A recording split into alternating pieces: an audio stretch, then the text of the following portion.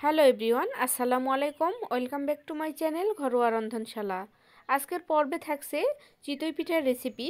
পিঠাগুলো হবে অনেক নরম এবং অসংখ্য ছিদ্রযুক্ত।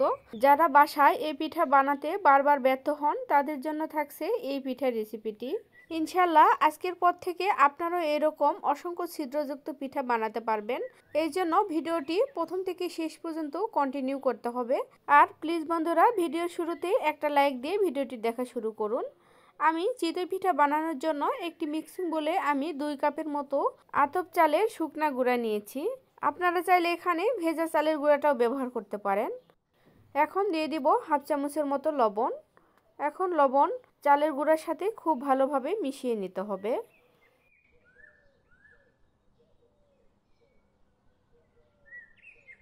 লবণ ভালোভাবে চালের গুঁড়ার সাথে মিশিয়ে নিয়ে এখন এর মধ্যে অ্যাড করে দেব হালকা কুসুম গরম পানি।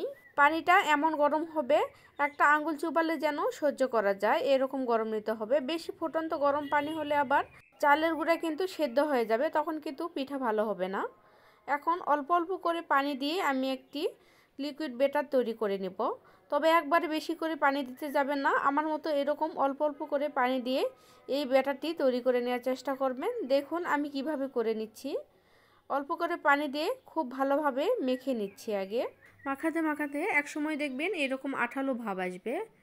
অনবরত এভাবে নেড়েচেড়ে নিতে হবে। যত ভালোভাবে মাখাবেন পিঠার ব্যাটারটি তত ভালো হবে। পিঠা ফোলা কিন্তু এই মাখানোর উপরই নির্ভর করে। যত ভালোভাবে মাখাবেন তত দেখবেন পিঠা খুব সুন্দরভাবে ফুলবে এবং ছিদ্রযুক্ত হবে। এই জন্য অল্প অল্প করে পানি দিয়ে অনবরত নেড়েচেড়ে ব্যাটারটি তৈরি করে নিতে হবে।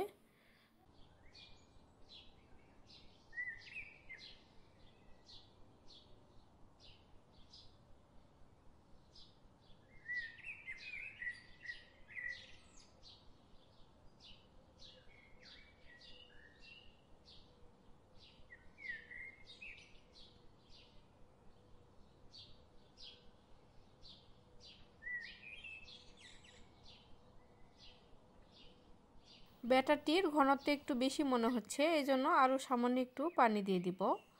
আমার মতো এভাবে অল্প অল্প করে পানি দিয়ে ব্যাটারটি তৈরি করে নেওয়ার চেষ্টা করবেন, তাহলে দেখবেন ব্যাটারটি খুব পারফেক্টভাবে তৈরি করে নিতে পারবেন। আমার ব্যাটারটি প্রায় রেডি। এখন একটি চামচের সাহায্যে ব্যাটারগুলোকে আবারও একটু খুব ভালোভাবে মিশিয়ে নেব। আমি আবারও বলছি, আমার এই রেসিপি ফলো করে আপনারা যদি এইভাবে চিতই পিঠা তৈরি করেন ইনশাল্লাহ এর বিফলে যাবেন না।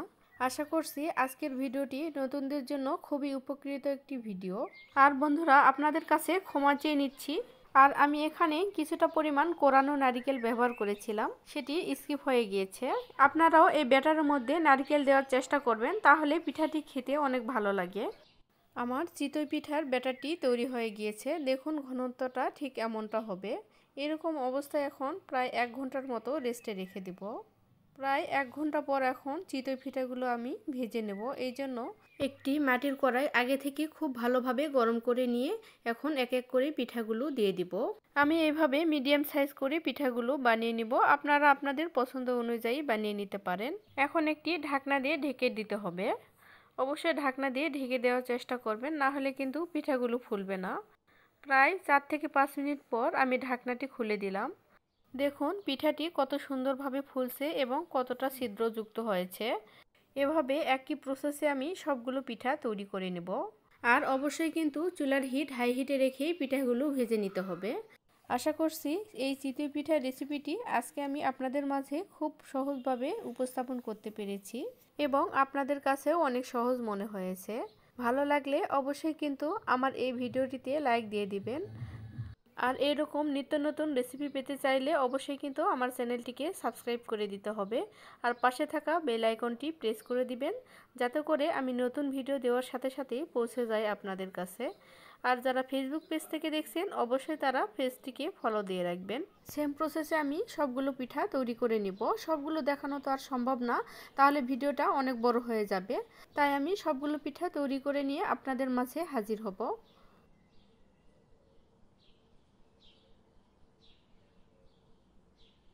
সেম প্রসেসে আমি সবগুলো পিঠা তৈরি করে নিয়েছি। দেখে তো অবশ্যই বুঝতে পেরেছেন পিঠাগুলো আমার কতটা সুন্দর ফুলছে আর ছিদ্রযুক্ত হয়েছে। আপনারা যদি দুধ চিতই পিঠা তৈরি করতে চান এরকম অবস্থায় শুধু দুধের মধ্যে দিয়ে দিবেন। আর যদি এমনি থেকেই খেতে চান তাহলে বিভিন্ন ভর্তার সাথে পরিবেশন করতে পারেন, যেমন শুটকি ভর্তা, ধনিয়া পাতা ভর্তা বা সরিষা ভর্তা, যে কোনো ভর্তার সাথে পরিবেশন করতে পারেন। অনেকেই এই পিঠা আবার মাংসের ঝোল দিয়ে খেতেও পছন্দ করে, তবে আমার কাছে এই পিঠাটি খেজুরের ঝোলা বা নারকেল গুড় দিয়ে খেতে বেশি ভালো লাগে। এখন আপনাদেরকে একটি পিঠা ভেঙে দেখিয়ে দিচ্ছি, দেখুন কতটা নরম হয়েছে মাশাআল্লাহ। আমি এখানে চিতই পিঠাগুলো খেজুরের গুড় দিয়ে পরিবেশন করে নিয়েছি। আজকের এই পিঠার রেসিপি আপনাদের কাছে কেমন লেগেছে অবশ্যই আমাকে কমেন্ট বক্সে কমেন্ট করে জানাতে ভুলবেন না, তাহলে আমি খুব খুশি হব। আজ তাহলে আমি এখান থেকে বিদায় নিয়ে নিচ্ছি। পরবর্তীতে আবার এরকম নতুন কোনো রেসিপি নিয়ে হাজির হব। সবাই অনেক বেশি ভালো থাকবেন, সুস্থ থাকবেন, আমার জন্য দোয়া করবেন। আল্লাহ হাফেজ, আসসালামু আলাইকুম।